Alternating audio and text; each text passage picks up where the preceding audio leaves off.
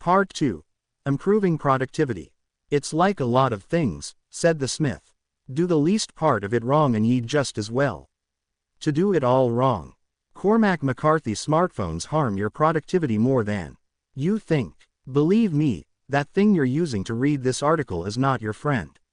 And even if you're reading this on your laptop or PC, there's one thing I want to ask you: how important is your device to you?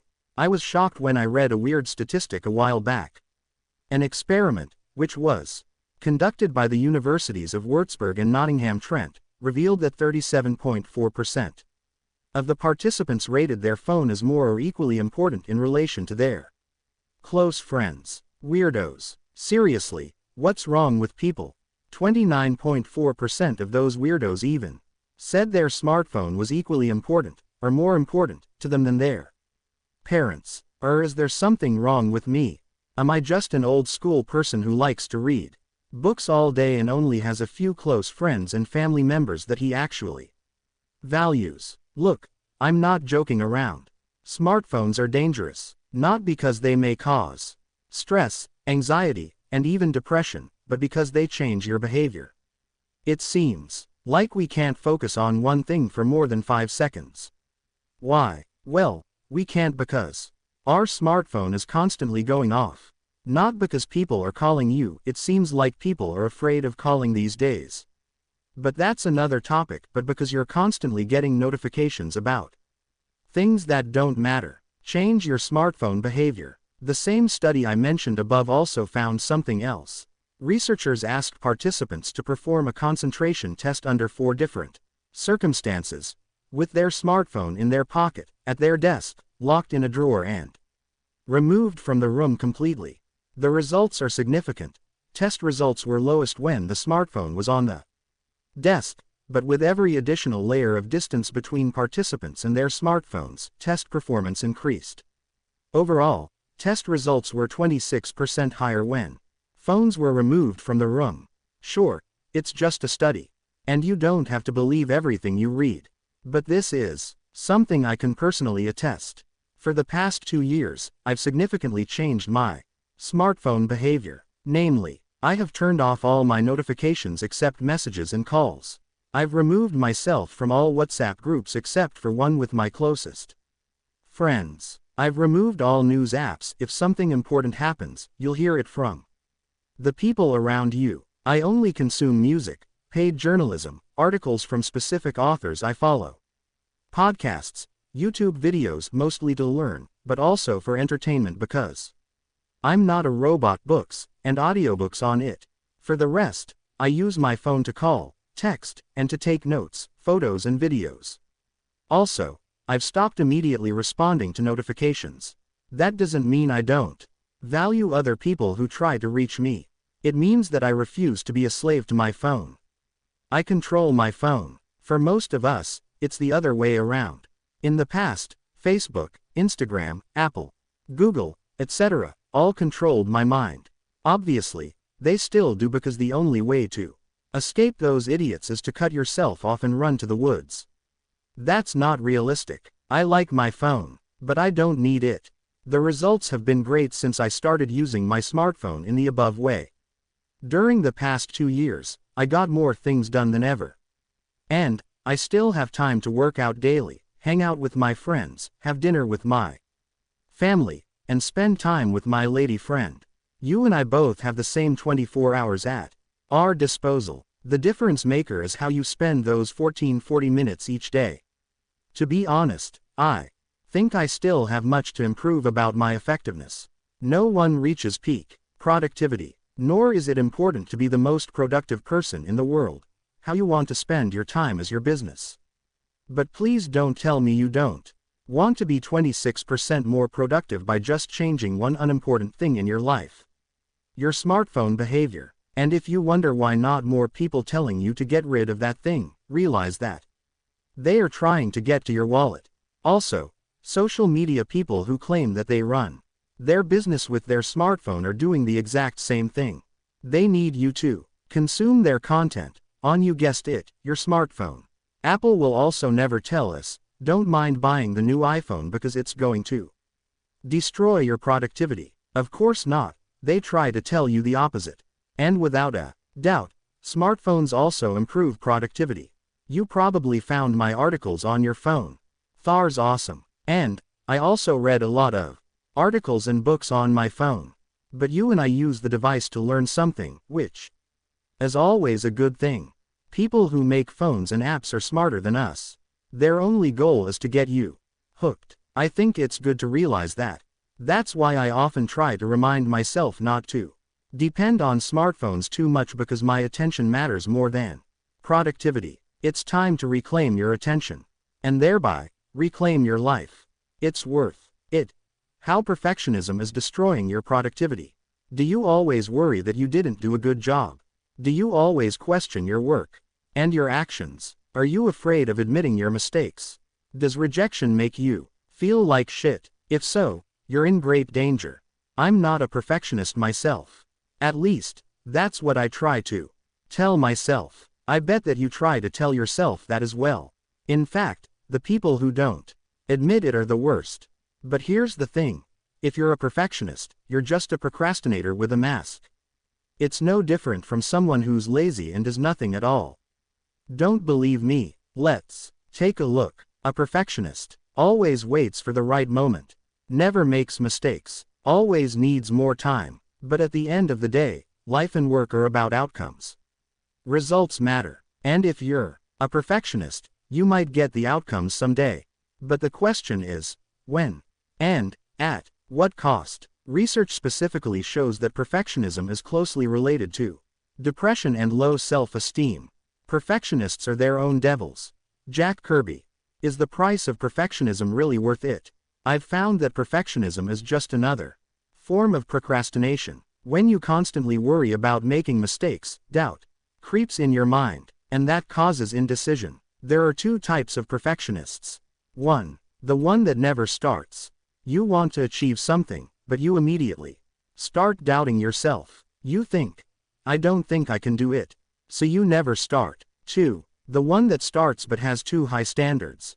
You set a goal, you work hard, maybe too hard, but you've set your goals so high that you're always failing yourself. Both scenarios can cause the following: anxiety, worry, depression, and type A behavior. These are things that we rather avoid. Joachim Stober and Uta Jorman, who studied worry, procrastination, and perfectionism, write, the combination of concern over mistakes and procrastination may be a crucial factor in the maintenance of worry. On the one hand, it may prolong existing threats because no steps are taken to cope. On the other hand, it may increase existing threats or even produce additional threats because initially solvable problems will pile up, thus creating an overload of problems that may finally be insoluble. And that feeling of being helpless is the biggest pitfall for us. Because what do? When we feel helpless? Exactly. We give up. Just look at the studies about learned helplessness. However, perfectionism is not always bad. In fact, some studies suggest perfectionism is related to greater achievement. But that's not the question here. Of course, when you set higher goals and if you have higher standards, you achieve more. Without a doubt, perfectionistic tendencies can be a good thing. But as we all know, achieving goals is not the only thing in life. It's more about how we reach our goals and aspirations. How can we beat the nasty side of procrastination and perfectionism? So we've talked about how procrastination and perfectionism are related, and why it can be bad. But what's the solution? I've found an interesting study by Gordon L. Flett and his colleagues. They talk about the role of learned resourcefulness to perfectionism. They suggest that learned resourcefulness can play a mediator role. So I started looking into learned resourcefulness, and this is what I've found from an article by Michael Rosenbaum. Learned resourcefulness refers to the behavioral repertoire necessary for both regressive self-control and reformative self-control. This repertoire includes self-regulating one's emotional and cognitive responses during stressful situations, using problem-solving skills, and delaying immediate gratification for the sake of more meaningful rewards in the future. Learned resourcefulness is the skill that you need to stop sabotaging yourself. Finding a balance. Let's look at the opposite of a perfectionist, a slacker. If you're a slacker, you don't care about much. Good enough is your motto. And you have no ambition at all. An attitude like that doesn't bring you anywhere. The American novelist Cormac McCarthy put it best. It's like a lot of things, said the smith. Do the least part of it wrong and ye'd just as well to do it all wrong. Slacking is an attitude of, I don't care. But if you want to make things happen in your life, you have to care. And what you want is to find a middle ground where your perfectionistic tendencies drive you, but you have the calm of a slacker, and you combine that with learned resourcefulness. So that's why I found a balance between perfectionism and slacking. It looks like this. Do great work like a perfectionist, but don't give too much attention to your goals like a slacker. And finally, combine it with this. Resourcefulness. Goals can work well, but they can also be counterproductive. That's why you want to rely on systems. And when shit hits the fan, use your problem-solving skills to figure things out. To me, that's the sweet spot. Instead of beating yourself up when you make a mistake or if you fail yourself, you just adjust or solve the problem. Avoid the perfectionist's favorite sentence. OMG, this is the worst thing ever. Also avoid the slacker's favorite sentence. I don't care. But instead, you say, I've got this. So what's your current challenge? Actually, I don't even have to ask. You've got this. How to read 100 books a year. Does your reading list keep growing? Did you buy books that you've never read? It might be time to cross more books from your list this year than ever. If you're reading less than you want, you're not the only one. 1 year ago I looked at my Goodreads page and noticed that I had read only 5 books in 2014.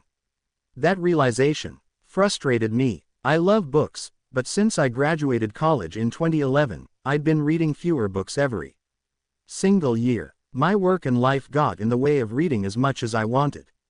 Why read 100 books in a year? You read because you want to learn from other people's experience. Otto von Bismarck put it best. Fools learn from experience. I prefer to learn from the experience of others. If you want to get anywhere in this world, you need to educate yourself, and to educate yourself you need to read a lot. Here's how to do it. 1. Buy in bulk. It costs money to buy books, and it costs you time to read them. I'm assuming you have both if you're reading this. Everyone can make time, and if you don't have money, find a way to make or save money. As Dutch Renaissance man Erasmus once said, when I have a little money, I buy books, and if I have any left, I buy food and clothes. Be assured, the money and time you spend on books are worth it. I can't think of a better investment. Books are only a waste of money if you don't read them. If you want to read more, you have to buy more books. Some people don't get it. They spend $200 on new shoes, but they find it ridiculous to buy 20 books from Amazon. The idea is simple. If you have more books in your house, you'll have more choices, and this will help you read more. Here's why. Most of the books you read are not planned in advance. You don't sit down in January and say, the first week of June I'll read this book. You finish a book, look at your inventory, and decide what to read next. Don't overthink which book you should read next. You'll end up reading reviews for hours, which is a waste of time. For example, most people who want to start with Stoicism ask me, which one should I read first? Seneca, Marcus Aurelius or Epictetus? Buy them all. Read them all. Having an inventory of books keeps up the momentum. You also never have an excuse not to read. 2. Always be eating. You might have heard of the term ABC from the play movie Glengarry Glen Ross. Always be closing. Many salespeople and entrepreneurs live by that motto. I live by a different motto. Always be reading. I read a minimum of 1 hour per day on weekdays and even more during the weekend and holidays. Find a way to read around your schedule and your life situation. Don't make excuses like, you're tired or too busy. Always be reading means that you read on the train, read while you're breastfeeding your baby, read while you're eating, read at the doctor's office, read at work, and most importantly, read while everyone else is wasting their time watching the news or checking Facebook for the 113th time that day. If you do that, you'll read more than 100 books in a year. Here's how. Most people read 50 pages an hour. If you read 10 hours a week, you'll read 26,000 pages a year. Let's say the average book you read is 250 pages. In this scenario, you'll read 104 books in a year. With that pace, even if you take a 2-week break, you'll read at least 100 books in a year. That's a good return on your time investment. What's the ROI of reading the news? I don't know exactly, but it must be -0.3. Read relevant books only. Have you ever read a book that's supposedly amazing and you don't get it? I wouldn't go as far as saying that any book sucks because people spend a lot of time writing and editing a book. But not all books are for everyone. A book might be a bestseller, but maybe you can't stand the writing, or maybe it's not the right time to read a book. In any case, if you can't flip through the pages, put the book away and pick up something you are so excited about that you tear up the pages. Read books that are close to what's going on in your life. There's a book for everything you can think of. People are writing books for 2,000 years, and there have been plenty of people in your shoes. Struggling teen, aspiring artist, broke entrepreneur, new parent, etc. Don't waste your time reading about subjects you have zero interest in. Instead, pick out the books that are related to your profession or hobby. Read books about people that you admire. Don't read a book just because it's a bestseller or a classic if it has no meaning to you. 4. Read multiple books simultaneously. There are no rules to reading, so you can do whatever you want. At times, I'm reading 5 books at once. I might read 50 pages of one book in the morning and then read another book in the afternoon. That's how I prefer it. Others like to read a book cover to cover and only then read something new. If you're reading something that's complicated, you might want to read something that's easier for the evenings. I like to read biographies before I go to sleep because they are like stories. Fiction also works well in the evening. I don't want to read a book about investing in bed with a highlighter and a pen. If I do that, I will be awake until 3 a.m. because my mind is buzzing with the new things I'm learning. 5. Retain the knowledge. Knowledge is only good if you use it. To retain knowledge, you need a system that helps you do that. This is how I do it. When you read a book, use a pen to make notes in the margins and highlight important text. If you're reading digitally, be aware of over-highlighting. Just because it's so easy, you shouldn't highlight everything you find slightly interesting. Keep the highlighting for aha things only. If you read something you want to definitely remember, fold the top or bottom corner of the page. For digital readers, take a picture and store it in a note-taking app you prefer. When you finish the book, go back to the pages with the folds and skim your notes. Write down, use your note-taking software or physical notebook in your own words what the book is about and what advice the author is giving. Copy the quotes that stand out the most to you. The point is not to copy the book but to help you process the information so you can use it later. Read as much as you possibly can, but never forget to apply what you've learned. Because that is what counts the most. You put in many hours to read books, make sure you get something out of it. Take a vacation. It boosts your productivity and reduces stress. You recharge your phone when it runs out of juice. You refill your gas tank when you're running on empty. But sometimes, you forget to do the same for your most precious possession, your body, and the brain that's inside of it. Whether you love what you do, are in between jobs, or have a job you hate, you're working. Living is also a job. A pretty tough one, actually. Just the act of getting up in the morning can be a daunting task. And I'm not even talking about all the responsibilities we have. So, why do you make your life even more challenging by not taking a vacation to recharge? I'm not talking about your weekends that are packed with activities, or holidays where you work more than relax. No, that type of free time doesn't serve a purpose. I'm talking about resting with a very specific reason. To recharge your battery so you can keep working hard. To me, life is about working hard. Voltaire said it best. The further I advance in age, the more I find work necessary. It becomes in the long run the greatest of pleasures, and takes the place of the illusions of life. Rest reduces stress, improves creativity and productivity. Scientific research shows that a vacation decreases perceived job stress and burnout. Now, that's a pretty solid benefit of taking a few days off.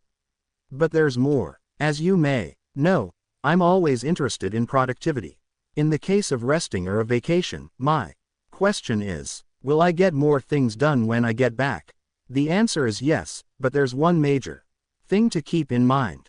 But let's back up a bit. What does it mean to get more done? Getting things done has nothing to do with time. If you work more hours, you don't necessarily get more done. In fact, research shows that working more hours generally means less productivity. Why? Well, we often waste time if we have more of it. It's simple. If I say to you, you have a year to write an article, what would you do? Procrastinate, right? But what if I tell you that you only have 2 hours?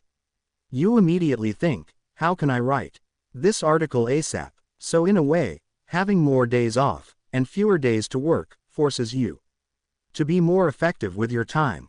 Research shows that a vacation in itself won't make you more productive, but when you have more days off, you have a strong desire to get more things done in less time. And that's a win-win situation for everybody. You, your business, or your job. You take off a few days, recharge, spend time with your family or friends, and when you come back, you're more productive. Sounds great. But wait, there's a caveat. When your vacation is stressful, the positive benefits go away. Have you ever watched National Lampoon's Vacation with Chevy Chase? That's how my family holidays were. Not good. So keep the stress at a minimum on your holiday. Otherwise, you've wasted a perfect opportunity to relax and boost your overall productivity. Here are a few tips that might help. 1. If you're a planner, plan. One of my friends loves to plan everything.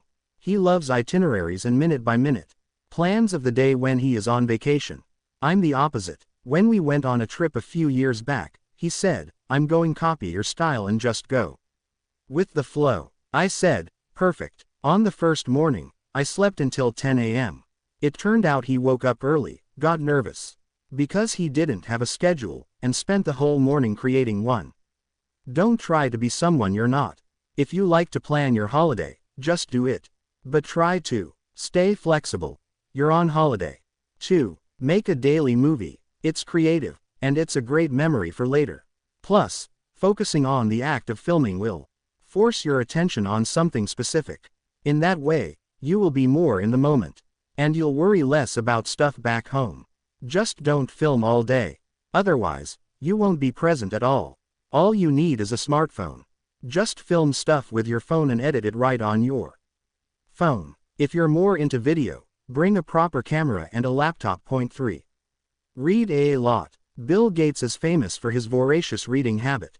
He is also known for his Think Week, where does nothing else but read and think. Recently, he published an article with 5 books that he's reading this summer. Take a look if you're looking for some inspiration. I like to read for hours on my holidays. Reading slows down time, makes you think, and is good for your brain. 4. Get bored. One of my favorite strategies for finding new ideas is to get bored out of my mind. It sounds easier than it is because of distractions. In the past, I would do everything not to get bored.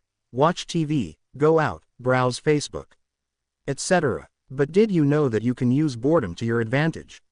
Instead of giving into distractions, just give into the boredom and see it leads your mind. 2. In fact, one of my favorite artists of all time, Andy Warhol, embraced boredom. You can tell by the boring films he made or the references he made in the philosophy of Andy Warhol about getting bored. Whenever I hit a creative wall, I just do nothing. Literally, nothing. Try it sometime. It's a great strategy. Maybe you come up with the next best thing in your industry. It's never a good time to take a break. I just need to finish this project. My boss will never accept it. People will think I'm lazy.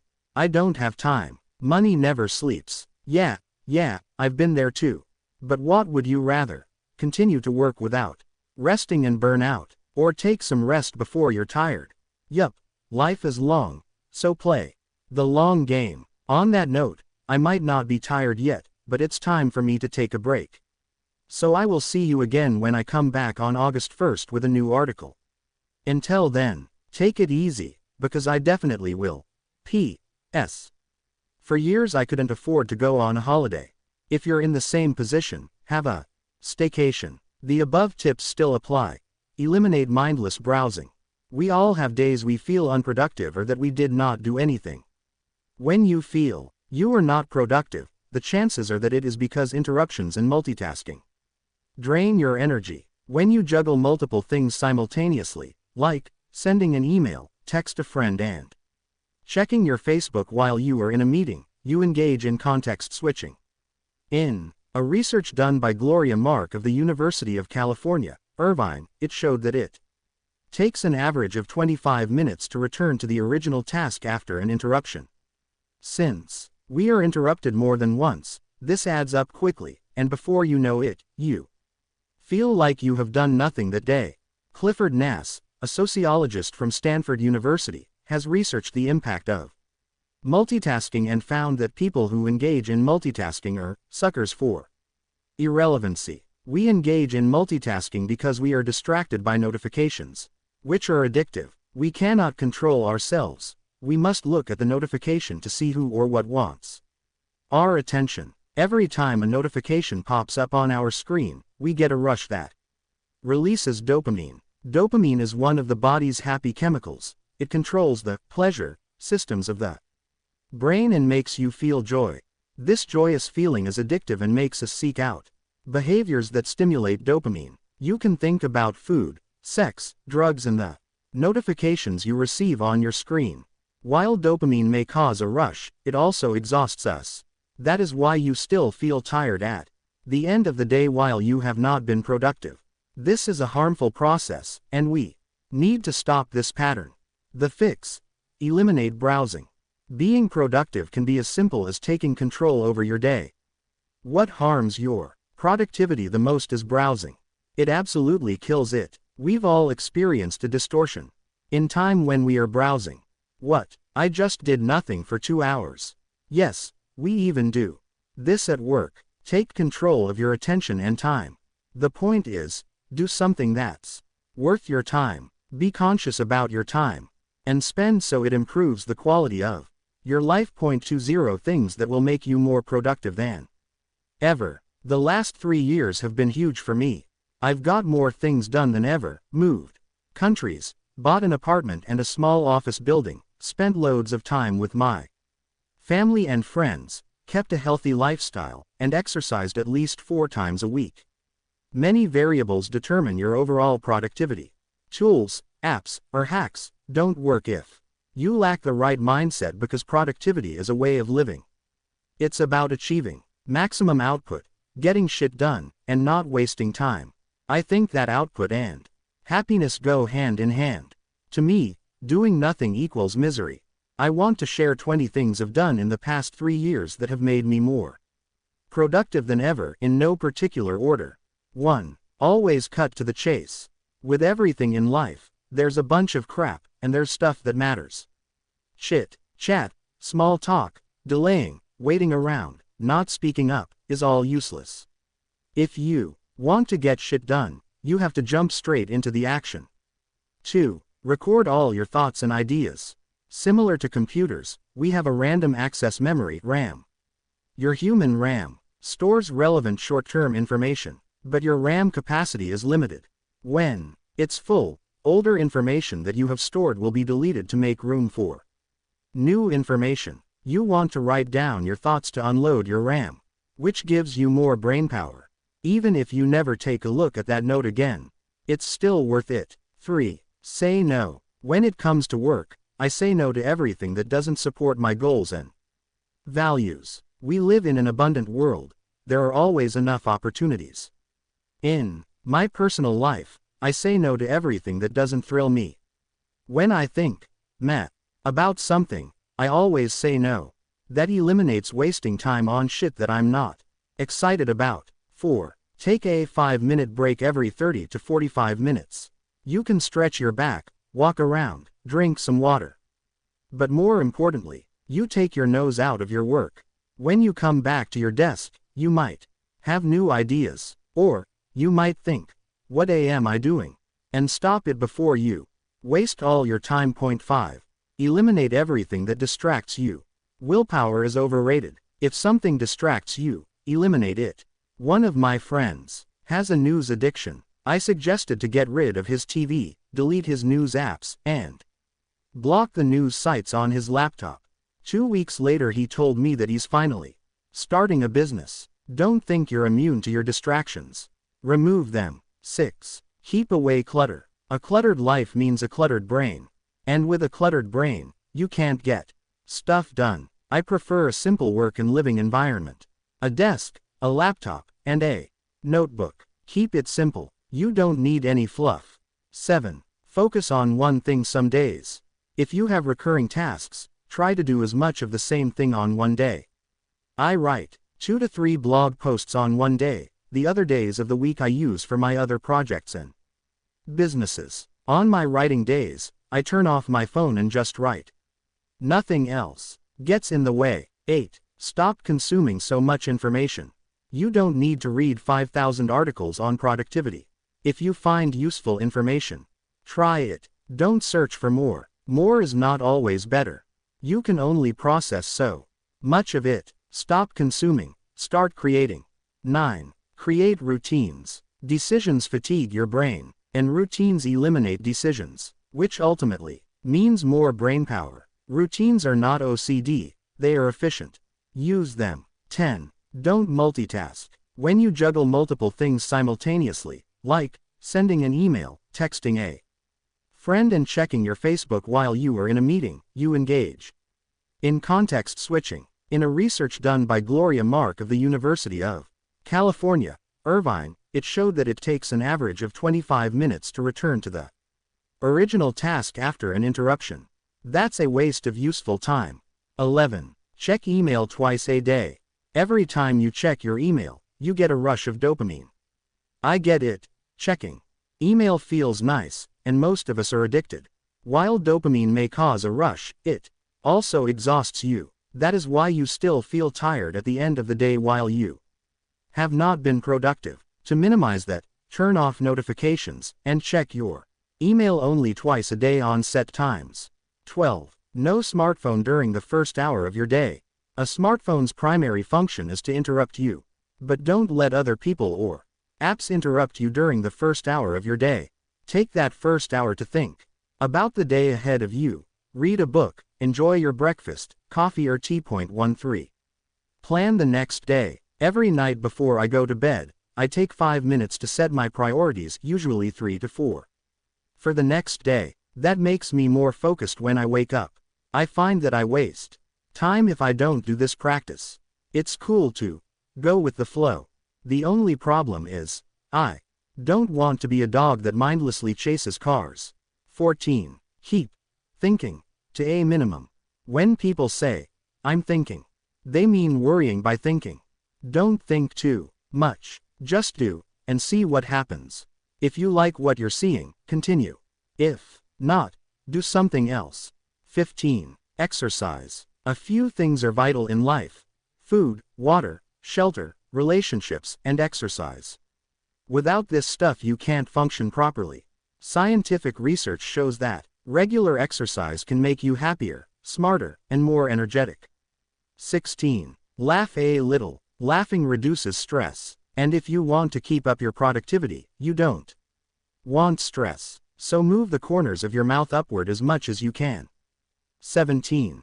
Don't go to meetings. This is a tough one for people who work for corporations.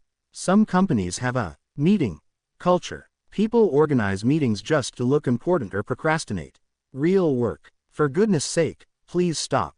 18. Is that really necessary? Ask yourself that question as often as you can. You will find that your answer is often. Nope. So why do unnecessary things? 19. If you're having a shitty day, press reset. You might screw. Maybe someone gets angry with you. Shit happens. Don't get down about it. Take some time alone. Meditate, listen to music, or go for a walk. Try to get back on track. Don't let your day go to waste. 20. Do the work. Yes, talking about work is easier than doing it. Everyone can do it, but you're not everyone, right? You're a productivity beast, so act like one. Without these 20 things, I wouldn't be productive at all. You may have noticed that I don't get into details, like which tools and apps I use.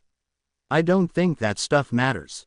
It's about creating a productivity mindset and environment that lets you thrive. I only care about getting things done in a fun and not stressful way. That makes doing work way more fun and rewarding. Here's why time off work actually improves your work and life. What do you do when you feel tired or overwhelmed? Do you power through, or do you take some time off? In the past, I thought that you should always power through, no matter what. Now, I still think that way when it comes to life in general. You can't quit taking care of yourself and your family. A sense of responsibility is one of the most powerful motivators in life. But I'm not talking about a lack of motivation here. I'm talking about taking time off work. But there's still a massive taboo on taking time off. Some people think it's for losers. Others think it's about escaping your work. After all, if you love your work and life, why do you even need a break? Good point, smart ass. Here's why time off actually improves your work and life. Leonard Mlodinow, a physicist, who also co-authored 2 books with Stephen Hawking, recently shared scientific research in his book Elastic about taking time off. He demonstrates that taking time off work improves our well-being.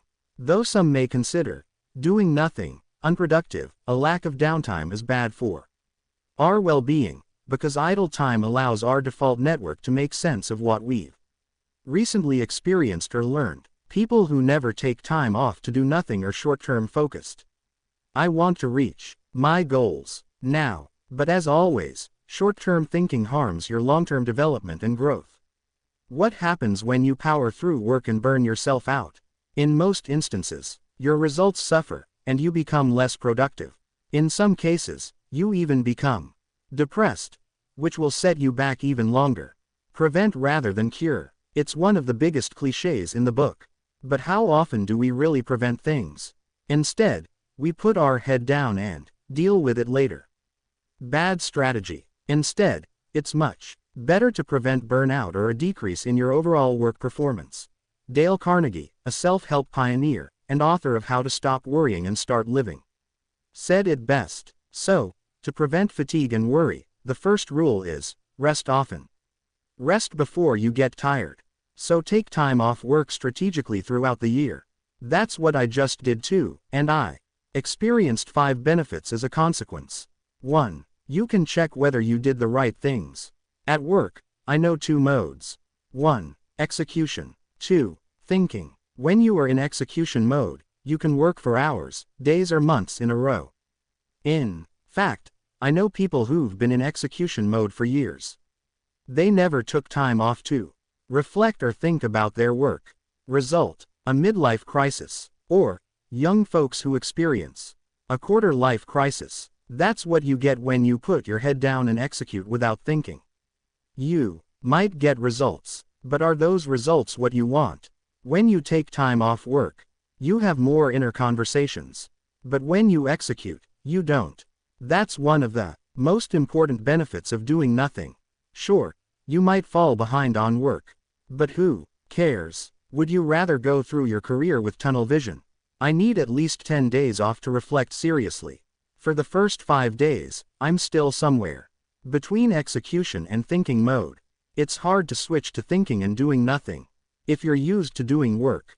But I always learn new things about myself after a more extended break. I tend to read a lot. Over the past 2 weeks, I've read 5 books. But I didn't write at all. Also, I journaled very little. Just some reading, watching movies, documentaries, hanging out with friends, talking, daydreaming, that kind of stuff. Neither does it cost much. But the return is enormous.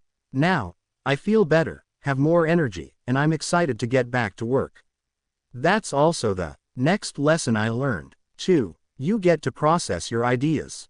Your brain does a lot of things you're not aware of.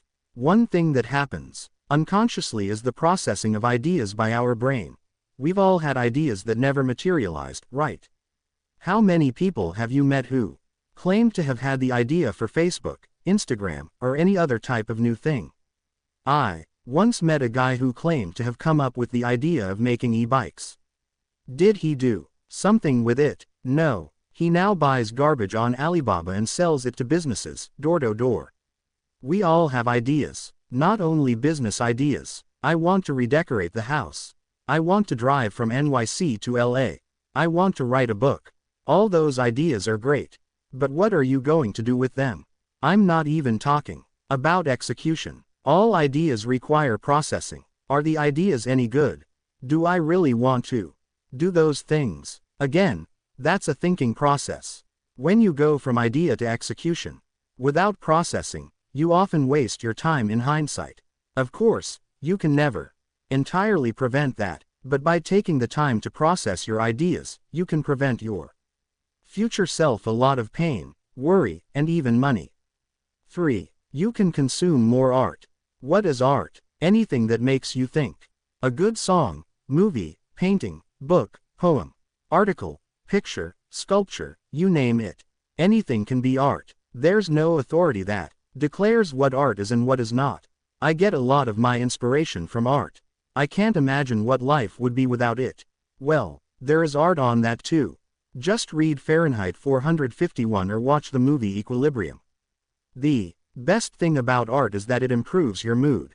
And when you're in a good mood, you're happier. Just don't consume useless junk. Start with the classics. Listen to Bob Dylan, Marvin Gaye, Whitney Houston. Watch movies by Alfred Hitchcock, Francis Ford Coppola. Read Ernest Hemingway, Harper Lee, Ralph Ellison. Go to the British Museum. Study Andy Warhol. Like millions of other people, you'll be inspired by their work. And that will enrich your life. 4. You can focus on other important things that are not work-related. Can you tell me more about yourself? What do you think of when I ask you that question?